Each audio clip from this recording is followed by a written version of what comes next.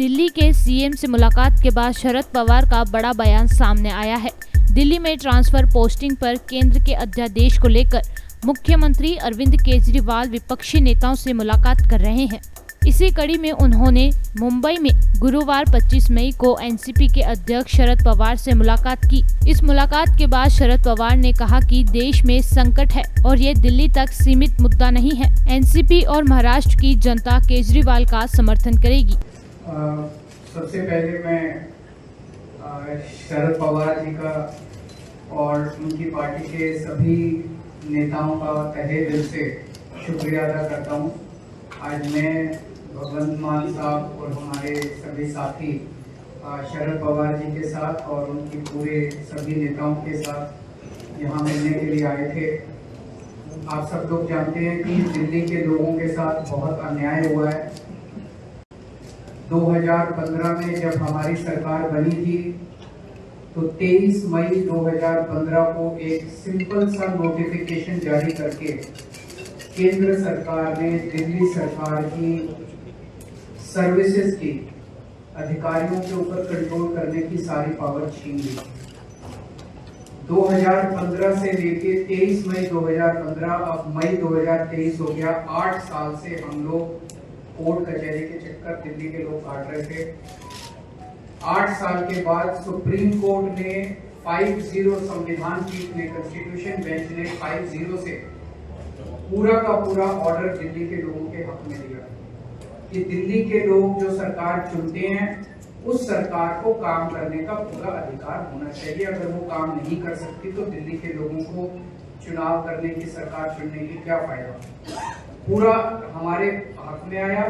लेकिन जो लड़ाई 8 साल में हमने जीती, 11 मई को ऑर्डर आया, 19 मई को 8 दिन के अंदर इन्होंने ऑर्डिनेंस लाके उसको खत्म कर दिया। सारी पावर वापस उन्होंने कहा कि केंद्र सरकार के पास या केंद्र की एलजी के पास सारी पावर होगी। तो जैसा अभी एक्सप्लेन किया कि अब ये बिल के रूप में आएगा पार्लियामेंट में, तो हम पूरे देश में एक पार्टी के पास जा रहे हैं, उनसे निवेदन कर रहे हैं कि दिल्ली के लोगों के साथ न्याय होना चाहिए। दिल्ली के लोगों के लिए समर्थन मांग रहे हैं कि जब ये संसद में बिल आएगा तो इसको बिल को हराना है। तो मैं एनसीपी का, पूरी पार्टी का, शरद पवार साहब का खास तौर से तहे दिल से शुक्रिया अदा करता हूं कि उन्होंने पूरा समर्थन देने की हमें आश्वासन दिया है कि जब ये बिल राज्यसभा में आएगा तो राज्यसभा में इस बिल को पास नहीं होने देंगे।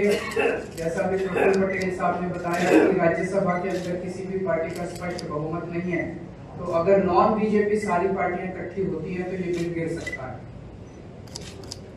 पहली चीज ये कि ये दिल्ली की लड़ाई नहीं है। दिल्ली के लोगों के साथ जो हो रहा है ये पूरे फेडरल स्ट्रक्चर की लड़ाई है। जिस तरह से पूरे देश के अंदर किसी भी राज्य में अगर वहां के लोग नॉन बीजेपी पार्टी को वोट देके उसकी सरकार बनाते हैं तो भारतीय जनता पार्टी की केंद्र सरकार उनके साथ 3 बर्ताव करती है। पहला, या तो उनके विधायकों को खरीद के उनकी सरकार गिरा देती है और बीजेपी की सरकार बना देती है। दूसरा, या फिर ईडी और सीबीआई को भेज के उनके विधायकों को डरा के, धमका के, पार्टी को तोड़ के, सरकार को तोड़ के उनकी सरकार गिरा देती है और अपनी बीजेपी की सरकार बना लेती है। और तीसरा, अगर ना बिके ना टूटे तो फिर अध्यादेश लाके, ऑर्डिनेंस लाके गवर्नर के जरिए उनको काम नहीं करने दिया जाता। ये देश के लिए बहुत खतरनाक स्थिति है और मैं समझता हूँ महाराष्ट्र के अंदर आप सब लोग इसके भुक्तभोगी हैं। हमने कुछ महीने पहले देखा कि यहाँ पे किस तरह से जनता के द्वारा चुनी गई सरकार को किस तरह से ईडी के द्वारा, सीबीआई के द्वारा, पैसों के द्वारा तोड़ के, एमएलए को तोड़ के और पूरी सरकार को गिरा दिया गया। ये देश के लिए अच्छी परिस्थिति नहीं है कि अगर केंद्र सरकार, अगर उन्होंने मैसेज दिया है कि अगर कोई बीजेपी को वोट नहीं देगा, बीजेपी की सरकार नहीं बनाएगा तो हम सरकार चलने नहीं देंगे या सरकार तोड़ देंगे। ये देश के लिए बहुत खतरनाक स्थिति है। तो हम पूरे देश के लोगों के पास जा रहे हैं, लोगों को जोड़ रहे हैं। लोग पूछते हैं ये विपक्ष की एकता है क्या? ये पक्ष और विपक्ष की बात नहीं है, ये देश की बात है, देशभक्तों की बात है। जितने इस देश के अंदर देश को चाहने वाले लोग हैं, जितने इस देश के अंदर देश को चाहने वाली पार्टियां हैं, उन सबको इकट्ठा कर रहे हैं हम लोग। तो जितने देश को चाहने, कोई देश को चाहने वाला व्यक्ति ये नहीं बोल सकता कि भाई इस तरह से चुनी हुई सरकारों को तोड़ के, खरीद के, अध्यादेश जारी करके काम ना करने दिया जाए।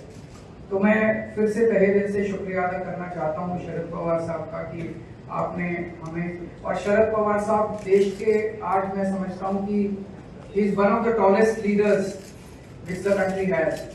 सो हम शरद पवार जी से हमने निवेदन किया कि आपका तो सहयोग मिलेगा ही, लेकिन आप सारी पार्टियों से बात करके उनको सबको भी इस बिल के खिलाफ इकट्ठा करेंगे।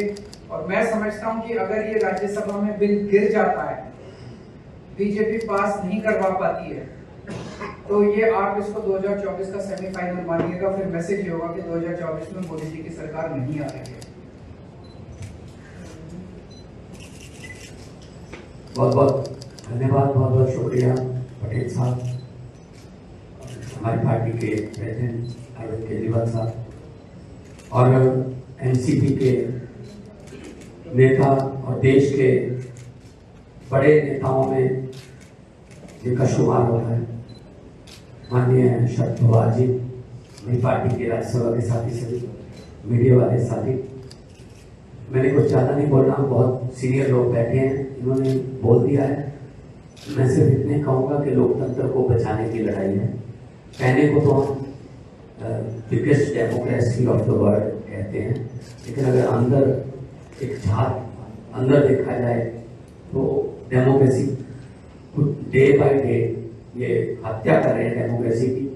चाहे वो मीडिया के जरिए करवा रहे हों, चाहे वो किसी को एमएलए को तोड़ के खरीद के करवा रहे हों, चाहे किसी को गिरफ्तार करके ईडी सीबीआई की तरफ से करवा रहे हैं।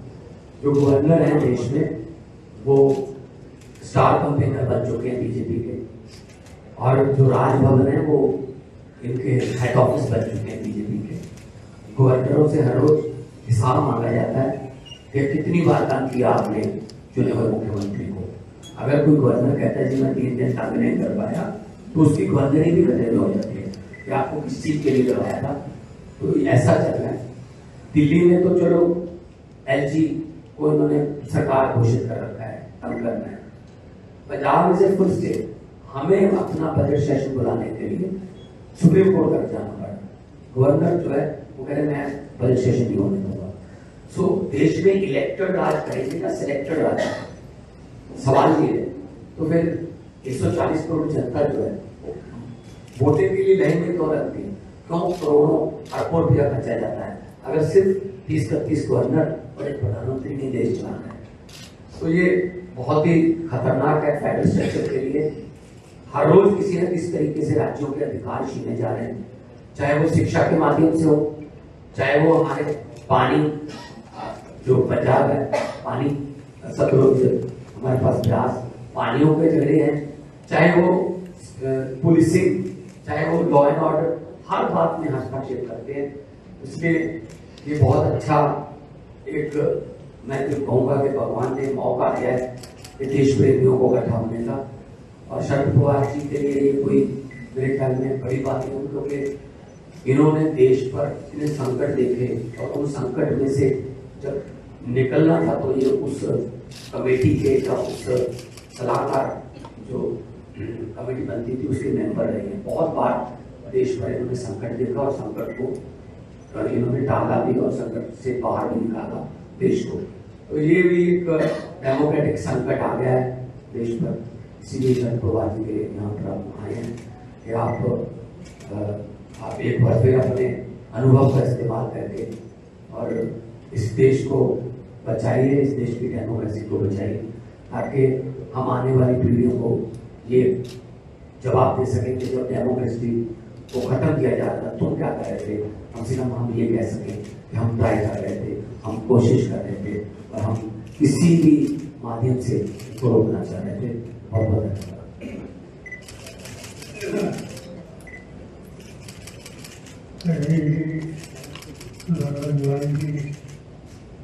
उनके साथ आए हुए हमारे साथी दोस्तों,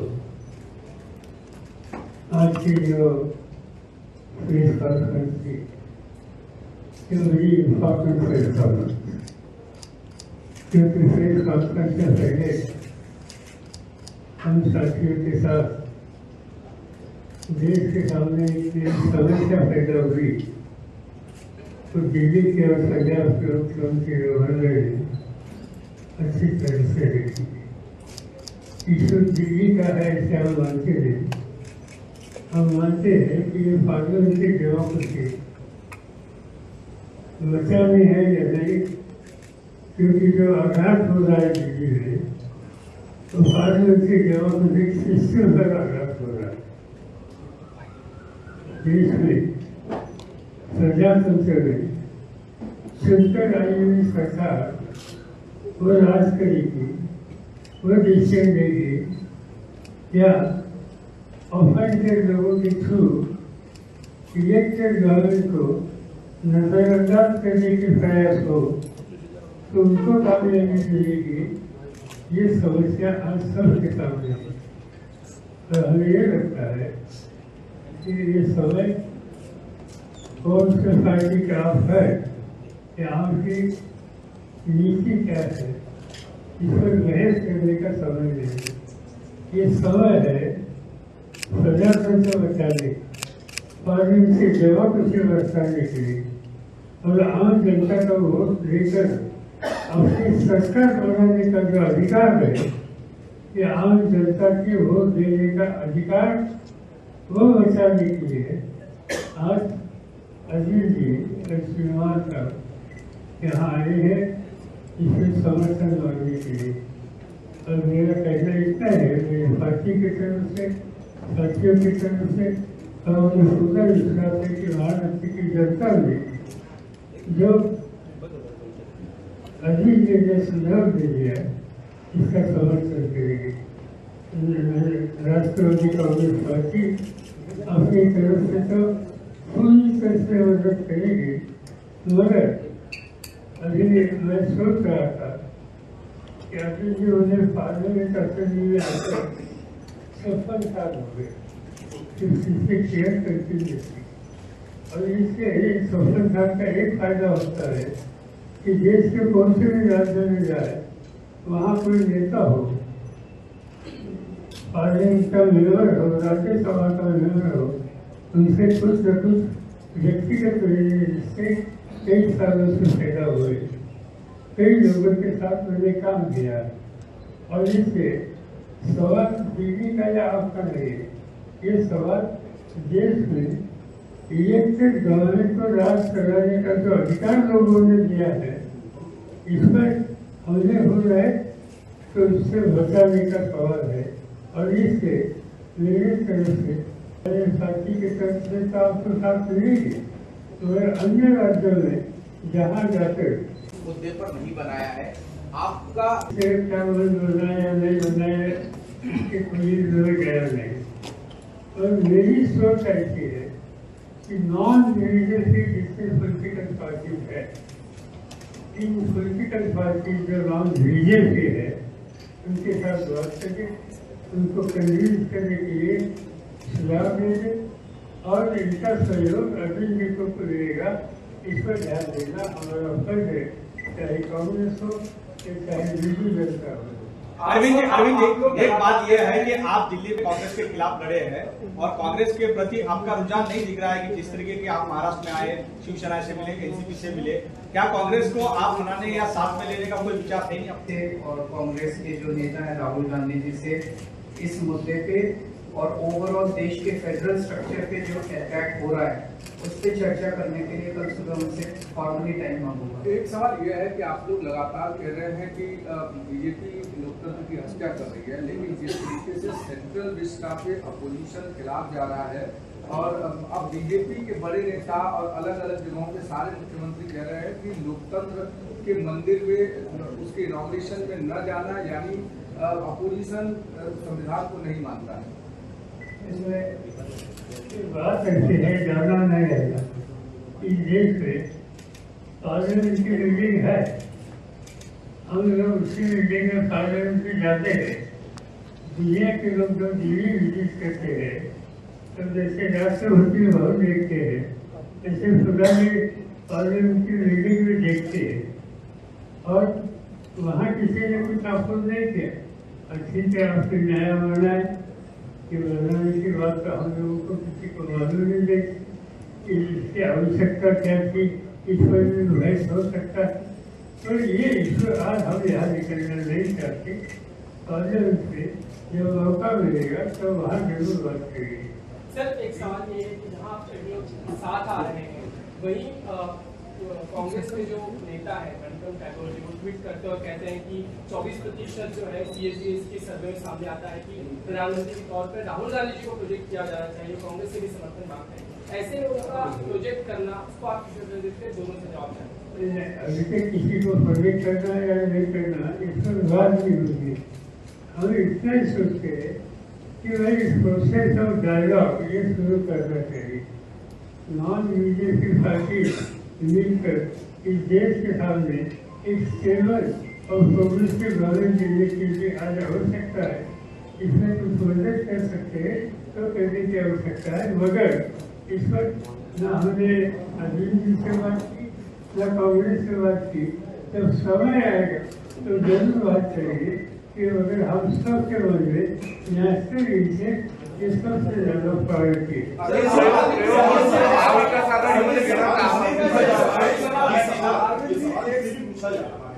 क्योंकि महाराष्ट्र की बात करें तो शिवसेना की तरफ से आता है, उद्धव ठाकरे की शिवसेना की तरफ से आता है कि हम 18 सीटों को लेकर पहले से ही अपना दावा कर रहे हैं, लोकसभा की सीटों को लेकर एनसीपी का अपना रुख है। तो जो बातचीत का प्रोसेस इसके बारे में आप बात कर रहे हैं तो वहाँ पे कहीं पर म्यूचुअल ग्राउंड बढ़ता हुआ यहाँ पर तो नजर नहीं आ रहा है। इससे यह सवाल बात सीधी है कि हमें ये बात जरूर कि यहाँ 3 पार्टी मिलकर काम करना चाहते हैं।